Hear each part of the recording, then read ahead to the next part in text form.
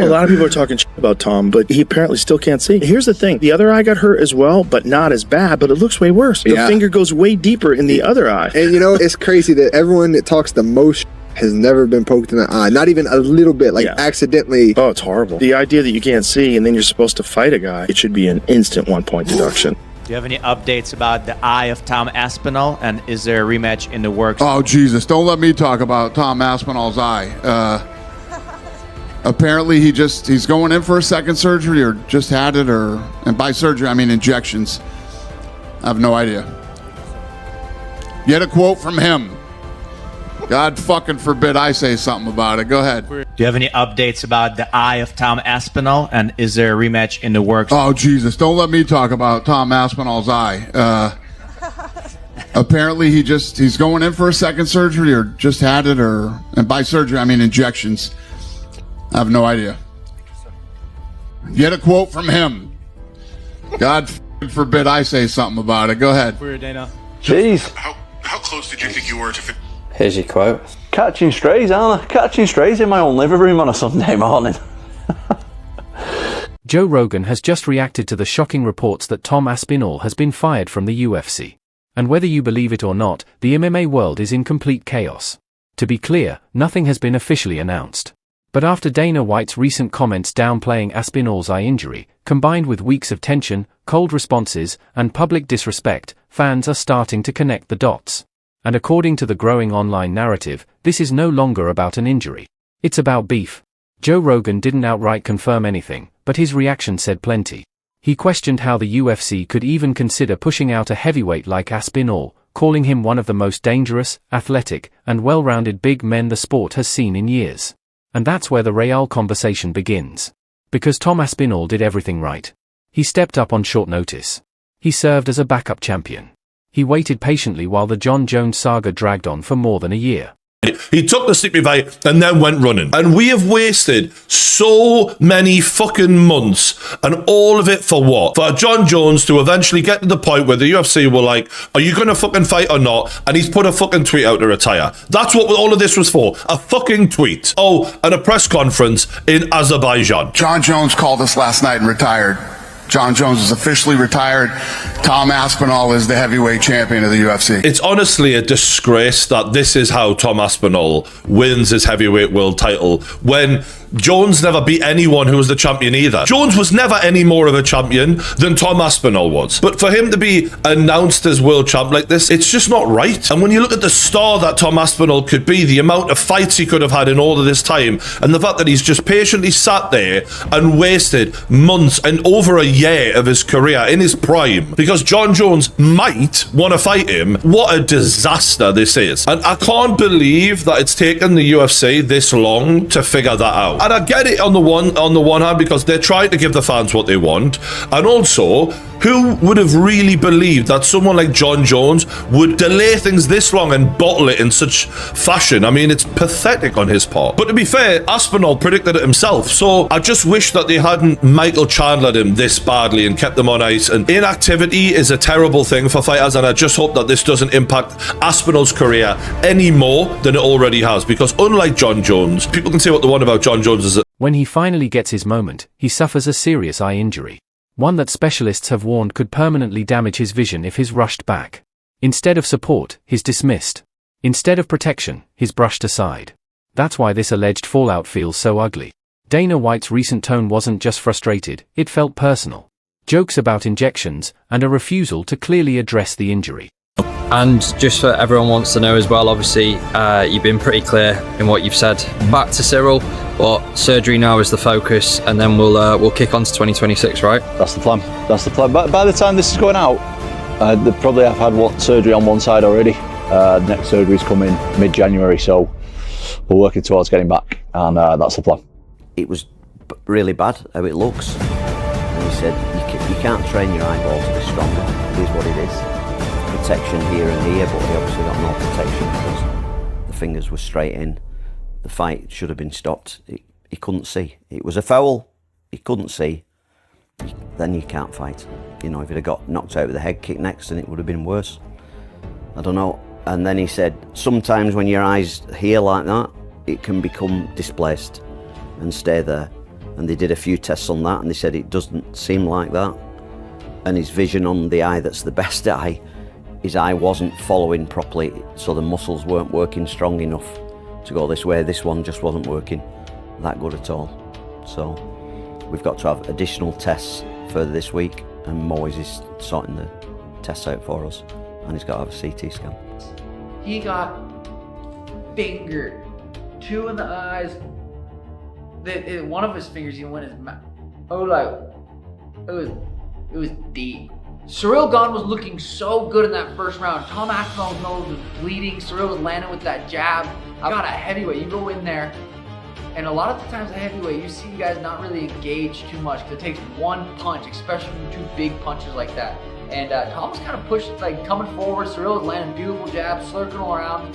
He won that round. Both those guys, for being heavyweight, can move so well on their feet.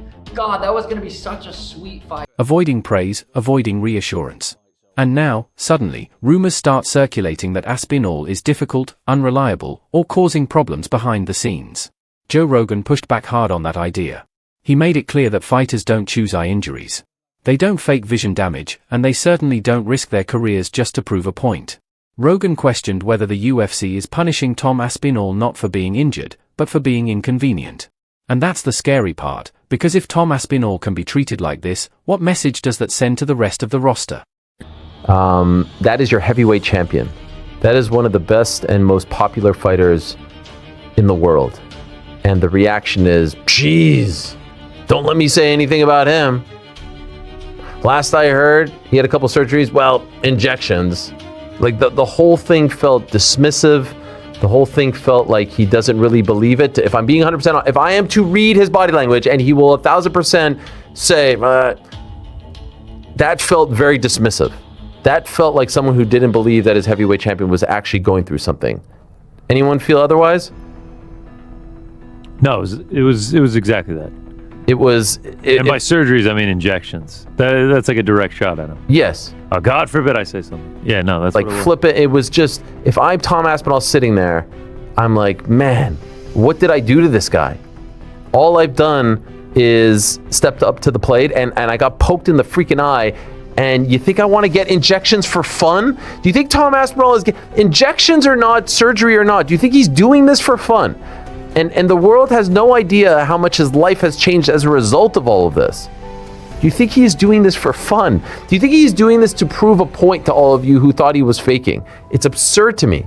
He could have easily answered that question like, to be honest, he's just working through things. Hopeful he'll be back.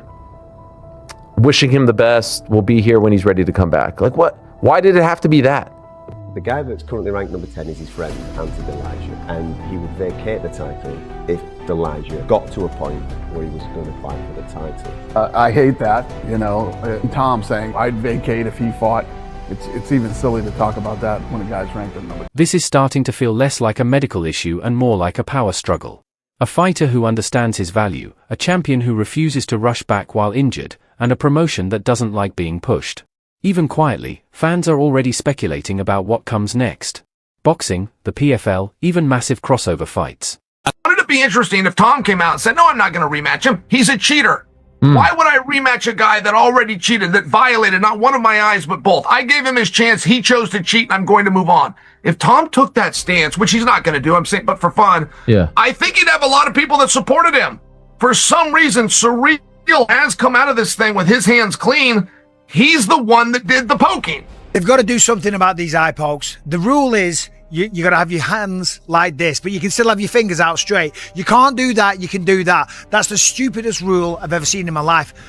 Make a fist. Simple as that. You're throwing punches, and yeah, you got to parry shots, but you just got to unbend your fingers. It's really not that hard. This is a stupid rule. Only Tom knows what happened. Could he see? Couldn't he see? Could he continue? I can't make people fight if they feel they've been injured. After the Jones fight, a lot of people wrote Cyril Gane off. He looked damn good tonight. I mean, he had Tom bloodied up, and Tom didn't want to continue in the fight. The rematch is very interesting. Think about Dana White saying Tom didn't continue.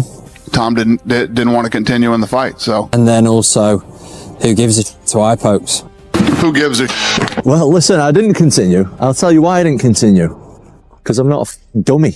Like, I'm not going to go out there and fight one of the best strikers in the world if I can't see. I know, as an MMA fighter, look, things are going to happen in the fight that compromise you.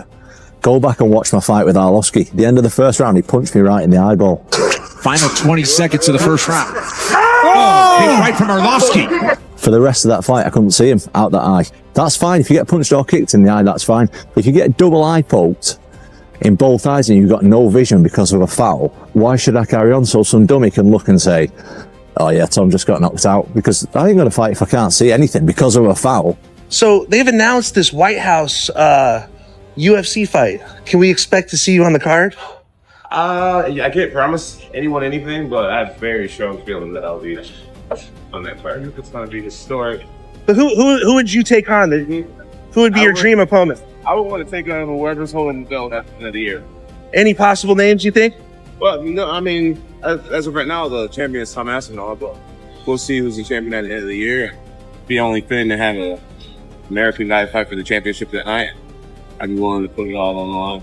Nice. I'll be interested to see if he wins his next fight. Cause what's the rumor? Cyril Gane? Cyril Gane, supposedly. There's a video that hasn't gone viral, but one of his losses, he was very much an adult.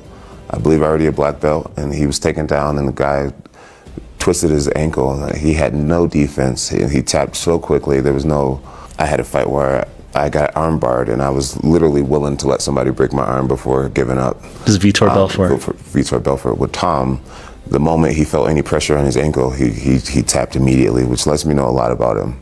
I guess the clarifying question then is, if Dana and Hunter do come to you after this fight, the figures make sense to you, would you then be open to fighting Tom Aspinall, or are you categorically thinking, he does nothing for me, I will not fight that guy?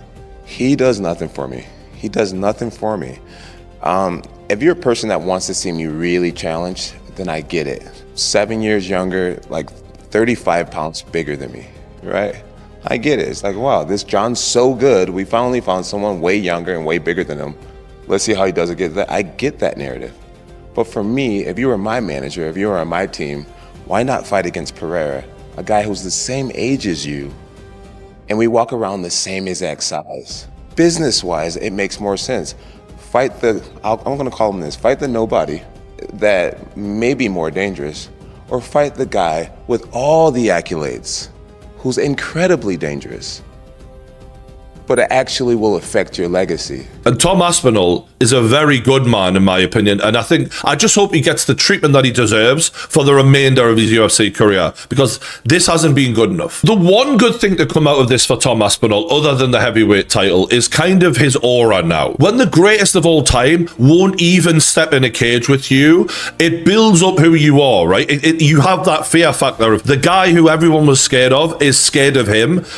How fucking good is Tom Aspinall? Very good is the answer. And it's funny because in all of the posturing that John did, in the tweeting and the interviews, and I don't care, I don't want to fight him, he doesn't do anything for all of that coping that we witnessed, where he was trying to say everything he could to make himself feel better about not wanting to fight this guy, and telling us all how unbothered he was in fighting Tom Aspinall, showed exactly how bothered he was. Because John Jones, like, you know, even though he thinks he's smart, he's a child, right? And he doesn't realize in all of that coping, we can read him like a fucking book. And all he's done is kind of promoted Tom Aspinall for an entire year in this tour that he's gone on, in showing you're scared of him, mate, and we fucking know you are, because actions speak louder than words. And John Jones has moaned his entire career about fighter pay. He named his price, Dana White gave him it and said, yep, no problem, and he still turned down the fight. This is a man motivated by money. He never shuts up about it. You get your biggest payday ever, and you still haven't got the balls. Tom Aspinall has only a few fights left on his contract.